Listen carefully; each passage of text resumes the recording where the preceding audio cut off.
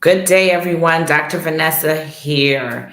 Have you ever wondered why you crave sugary, fatty foods when you are stressed? Well, tune in a little bit here, like as well as share, as we talk a little bit more of that about it.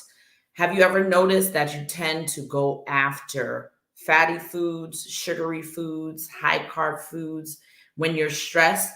Let me tell you a little bit more about what that cycle involves as we talk about breaking the pattern of stress eating and why we tend to do this.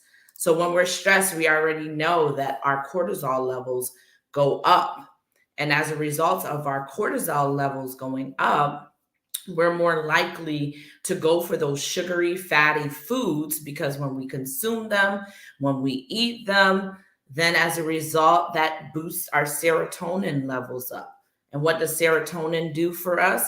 It causes us to be calm, relaxed, be calm, cool, and collected when our serotonin levels go up. And this is a result of us eating fatty foods, sugary foods, and this is all in response to boosted cortisol levels. So when our serotonin levels go up, our mood improves and it's better. And as a result of that, sometimes too, when our cortisol levels go up, another hormone that's in place is ghrelin. Ghrelin is a hunger hormone. And as a result of stress, our ghrelin levels go up significantly high. So it increases our likelihood of being feeling hungry. We're more likely to not only feel hungry, but we're also more likely to have more food cravings as a result of stress. Stress causes cortisol to go up. That causes our ghrelin levels to go up, which is a hunger hormone. And as a result, we have more food cravings. We're more likely to go for those sugary, fatty foods as a result. With all of this, it's a cycle. It's a cycle. Our stress goes up, our cortisol levels go up. As a result of our cortisol level going up, our hunger hormone goes up called ghrelin. And as a result, we eat more. What happens when we eat more fatty, sugary foods? Well, guess what also goes up? Our insulin levels also go up. As a result of our insulin levels going up, as a result of our sugar levels, I'm sorry, actually going up, our insulin goes up. And when our insulin goes up, all it does is cause our sugars to now dive and dump. And that then triggers that hunger cycle over and over again. So it behooves us to break the cycle by making sure that we target the stress.